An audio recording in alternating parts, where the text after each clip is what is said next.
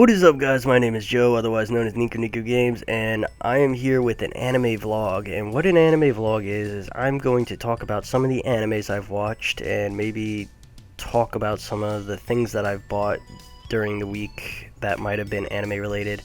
Maybe you guys can chime in and join the discussion with me and kind of talk about the anime, or just talk about some of the stuff that I bought. It's a really just anything anime related that went on during this week. Excuse me, my allergies are killing me. But anyways, let's get started. The first anime that I've watched this week was ReLIFE, and ReLIFE is about this 27-year-old NEET, I suppose. His name is Kaizaki. His name is Kaizaki, and he's unemployed. He can't find work. His parents cut him off financially, so he's in this really crappy situation, and he can kind of relate it all back to one problem that's happened to him. And then this guy comes up. He's part of some sort of institution that works on this new drug that makes you look younger. So he was completely drunk when this guy approached him and told him about the company, and then he took the pill. He ended up looking younger, and then he's just like, holy snap, now what? And then the guy came back and he explained, hey, you're gonna go back to high school, you're gonna re-experience your life, so hopefully you can come out like maybe a better person, maybe learn some new things, and maybe not be so depressed about your life because it sucks. So everything about this character I could totally relate to. He's a really nice guy. He's down on his luck. He doesn't know what to do. He has no clue what's going on with life. He doesn't have any self-confidence at all. So he goes back to high school, and he ends up meeting all these high schoolers who have all these problems with high school. Like, for instance, there is one girl. Her name is Kairui, I believe that's her name, Kairui, and she puts way too much pressure on herself with doing really well in school, doing really well in sports, trying to be class president or something, I don't know. And she ends up failing at these things, and she ends up losing to some of her rivals and not being as successful as she wants. So she puts so much pressure on herself and just like completely destroys herself on the inside, and it's super sad. I pretty much cried for her. I was like, I feel you. Life sucks, and like you try your best, but it ends up like falling apart. But he goes in and he helps her out, and everything. He helps out all these students, and he starts to feel like, hey, maybe I'm not completely worthless. Maybe I do have something that I can contribute, and maybe I am somewhat in some way good for society. And that really says a lot, because I suck at life. I'm not good at it.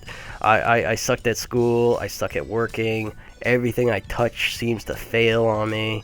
Like, I've done this is like my 4th recording session because I've screwed up on it so many times, and I'm just not satisfied with it. So obviously, I'm not good at a lot of stuff. So, I mean, it does kind of give me some hope that, maybe there is something out there for me. Maybe there is some sort of, I don't know. I don't know what I'm saying. But, spoilers. I'm gonna put an annotation right up here so you guys can skip it. But, spoilers. There's this one girl. Her name is Hishido. And at the end, it was revealed that she's actually part of the experiment too. But the main character, Kaizaki, didn't know it, and Hishido didn't know it at all either. And the guy that hooked them up with this program didn't tell them because that's confidential. But as soon as I met that character, as soon as I saw that character, Hishido, I knew she was part of the ReLIFE, because when she said, this year I'm trying to change my image and try to be a lot more outgoing and a lot more sociable, because she was completely introverted, had no social skills whatsoever. She said that she wanted to change it, and as soon as she said that, I was just like, she's part of it. And then at the end it was revealed, and I was so happy because she was in love with Kaizaki, and I'm so happy that they're both part of the program and they're both adults, because honestly, if Hishido was a high school student, even though if Kaizaki did love her, there was nothing that he could do about it. All that stuff. Yeah. So that was ReLIFE. It was really good anime. I honestly gave it like a 9 out of 10. There was like certain things that were kind of cliche-ish, but at the same time it definitely touched me in a way. Like I was just like, the feels, man, the feels. So the next anime that I watched, the second anime I watched this week was, and alright, forgive me for this is quite a mouthful, I don't know if I could say it all. Let's see. It was Anohi mita hana no name wo boku tachi wa mada shiranai. And that is the Japanese title. It was super long, but the English title is AnoHana, the flower we saw that day. And this anime, it was so sad. I cried periodically throughout that. I was just like, I can't do this, man. I can't do it, but I loved the anime so much. All the characters were super interesting. The feels, man, oh my goodness, it really touched me. Like, a lot of the anime that I watch isn't so much like if it has a good storyline, if the art style looks nice. It's like, can it really reach out to me and give me a certain feeling? Like, something that I can really feel and sink my teeth into. The anime is basically about this guy. His name is Jinta, and he's being haunted by his friend, his childhood friend, Menemi, who died when he was younger. He was part of this big group called the Superheroes Club or something. I don't know, but it was like a big thing where it was like this little group of friends where they just had fun together and they played together and everything. But when Menemi died, they all stopped being friends, and they all couldn't cope with it. They all had their own little problem going on. They had like they had ways of coping with it, but it wasn't a healthy way of coping with it. Take Hisakawa.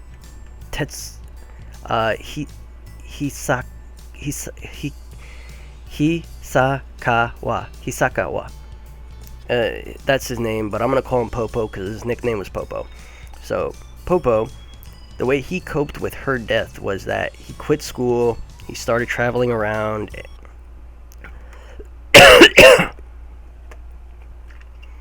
Sorry, I gotta take some water.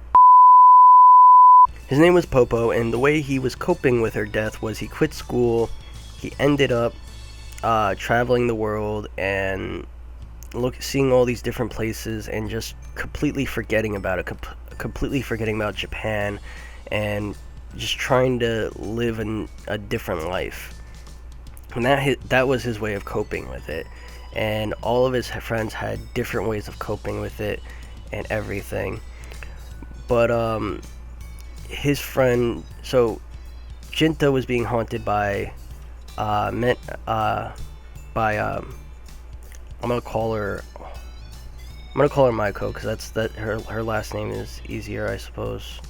But Maiko was haunting Jinta, and nobody else could see her but him. So at first he thought he was crazy. Then Popo kind of was like, yo, she might be really a ghost, and Popo ended up rallying everybody together to try and help her lay to rest, and she had no clue what would help her lay to rest. First they thought it was like lighting some fireworks and watching it with their friends. That wasn't it. And at the end, spoiler, at the end,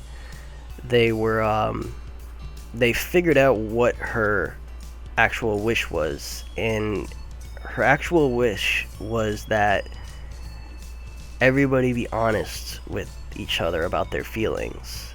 And at the end, when they found out that the fireworks thing wasn't her actual wish, they all just let out, were completely honest about their feelings, said everything they had to say, and got everything off their chest. It was a really touching moment, and I'm sorry. I'm like, I was legit, like, after watching this, I watched it on Monday. I was so sad about it up until Wednesday. I couldn't do anything. I was just like, nope. It was really, really sad. I was not about it. I mean, I was about it. It's just like I couldn't get through it all. It was really sad, especially at the end where she left them all these notes and she was about to disappear because her wish was fulfilled, and she left all these little notes about why she loves them. And at the end, they actually saw her right by the tree and she was fading away. She was laying to rest, and everybody was super sad because they didn't want to see her go because they loved her so much. I didn't want to see her go. I was so sad. I was super sad. I was really, really, really sad, and I couldn't help myself. I was crying like a baby, except they weren't baby tears. They were man tears. They were the most manliest tears that you will ever see, but they were tears. I was crying. That shit got to me really hard. And I don't know, guys, just go check it out. If you haven't seen it, go check it out. It's a really, really, really good anime. I gave it 10 out of 10. Definitely 10 out of 10.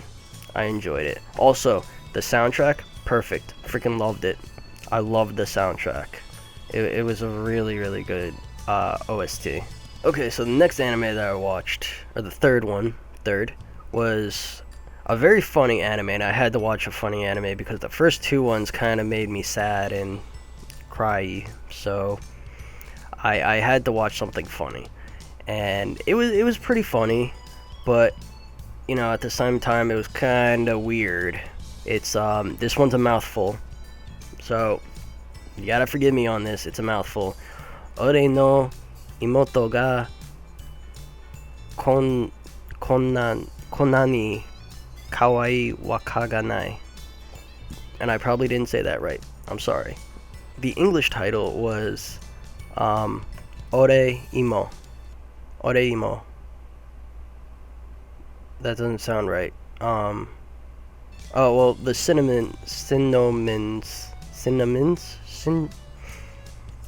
the other name is My Little Sister Can't Be This Cute. And it's basically about this girl who is very smart, very pretty, very popular, really good at sports, everything. She, in front of her friends, she was like the nicest person, but she was a total brat and had a secret life as an otaku. And she had like a very, very hard time trying to figure out what's what with it. Like, she didn't really, she didn't want to say nothing, she didn't want to tell anybody, but one day, her brother, his name is, Kosaka, no, his name is Kyosuke, Kyosuke. His name is Kyosuke, and he gets really abused by his sister. He seems to be neglected by his family too, which is a very sad thing. When I saw that character, I'm just like, yo, how is this guy not borderline ready to kill himself or something? Like, if I was him, I'd be super depressed all the time, but he's not. But he finds out about his sister's little obsession, and then eventually starts to help her hide it, but at the same time kind of give her life counseling, which was really, like, it was really commendable. He did a lot of stuff in order to hide his sister's otaku life and help her out with all these life lessons or life counseling sessions. And I get that that he's her older brother. It's just like, Kirino, she's a total bitch. She was a real bitch, and the fact that he helped her out was like, that was that was pretty I don't know, man. I wouldn't have done it. But yeah. And by the way, the reason I thought it was weird was because it was borderline incesty, if that's a word. It was borderline incesty. Cuz like, I don't know, I felt a lot of sexual tension. And Kirino's big obsession with her big otaku obsession was actually little sisters. So I kind of felt like she had a cis complex, but at the same time I felt like she had like an older brother complex. And I don't know, it was very suggestive. A lot of the times they did touch a lot, and she seemed to want to, you know, kiss him a lot, which was very awkward for me. And I get that she was super cute. She's a very, very cute girl. It's just like, I don't know, I was told my sisters are cute, but I don't feel the same. I didn't really look at them the same way I looked at her. And it was very, very awkward because it seemed very, I don't know. Yeah. But after getting past that, I definitely related with Kirino. She was she had to hide a lot of the stuff that she did like, and she didn't want anybody else to find out about it. A lot of the stuff that I like, I really have to hide from people. I can't always show the stuff that I like, which really sucks because I wish I could be more open about it. But then again, as being an adult, you really can't. And it really sucks. Like, when I was younger, I was just like, fuck it, I'm doing whatever I want. But as an adult, you really can't do that because, you know, it could jeopardize you and your job. But while I'm on YouTube, I could pretty much do anything. Like, I could show you guys... Oh, I could show you guys this. I bought this online, and I freaking love it. It's, I don't know if you guys know this anime. I can't remember the name of it, but I got this hood because it's just super cute. It's like a hooded cape, and it's really adorable, and I love it, and it's super soft. I sleep with this, by the way.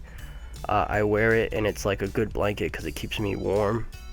It's just really awesome. It's like the best thing I've ever bought. Oh my gosh. I know. 1 second, I'm gonna go get the bleach. No.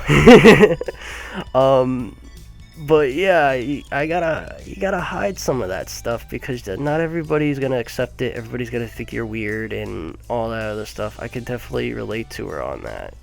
Like, you gotta hide that sometimes, which sucks, but you know, that's life. That is life.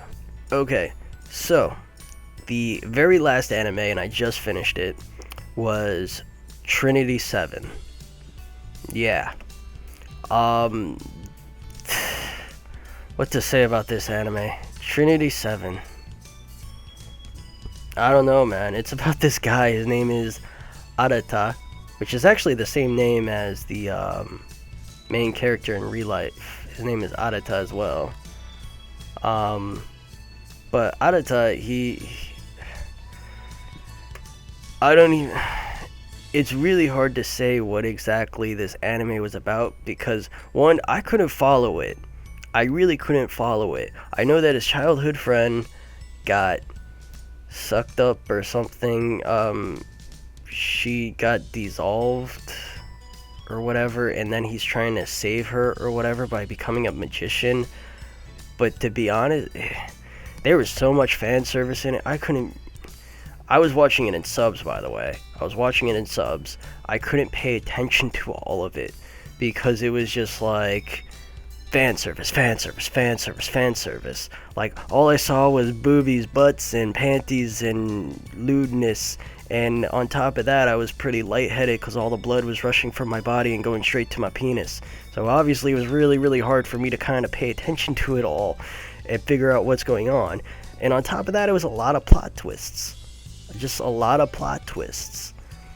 Like, I don't know, like at one point they look like they're fucked, and then boom, plot twist. And like, by the way, spoilers. Like, all right, so the his childhood friend and cousin turned out to not really be his childhood friend or cousin. It turned out to be like someone that she made him pretend to be his childhood friend or cousin, and then is going out to save him because he's like the host. He's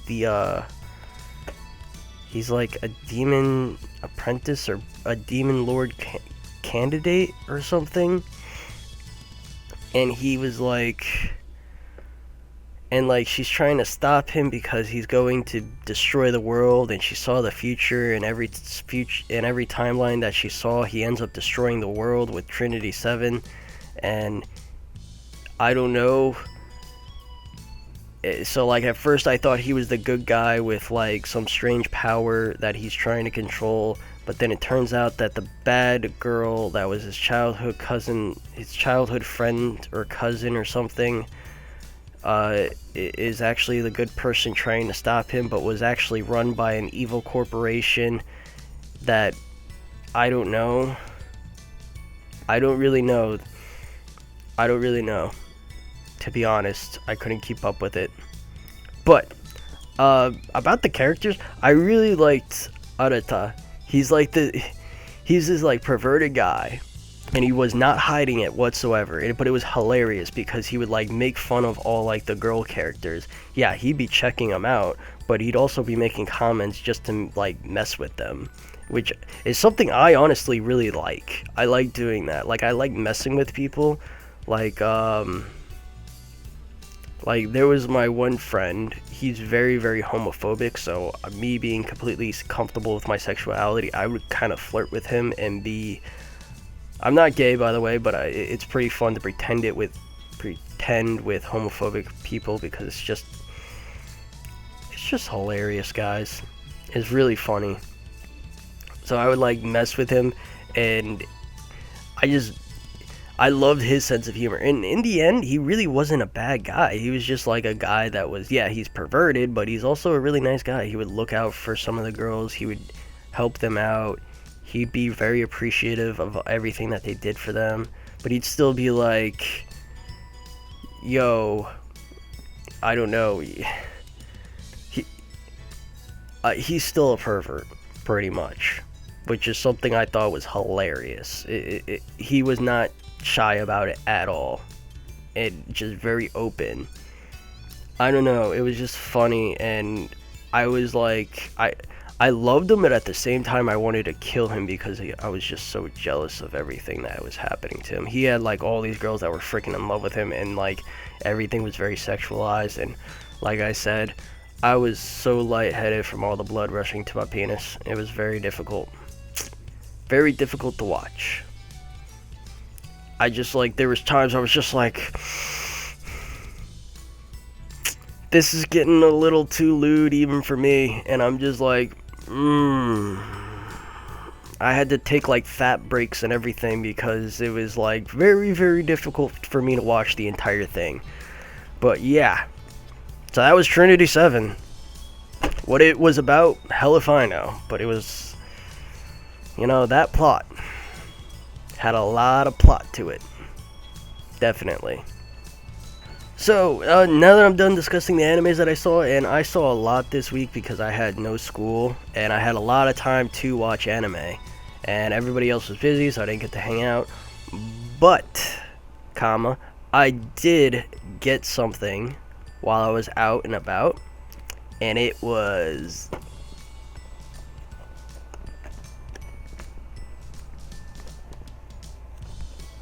it's Hatsune Miku. It's a Hatsune Miku crystal.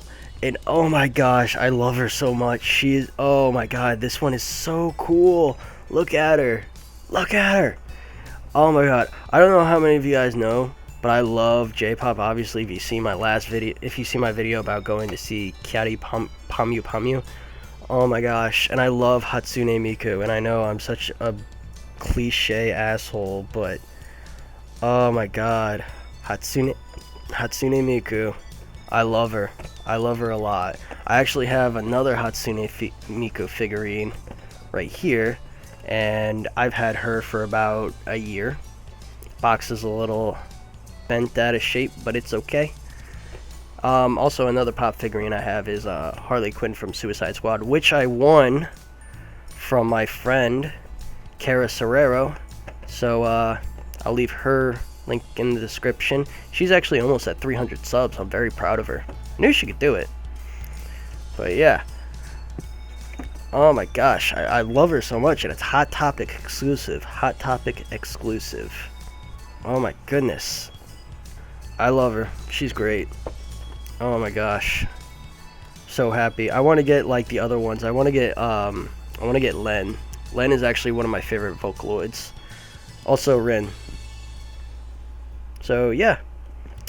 Guys, that'll alright, hold on, let me put this away.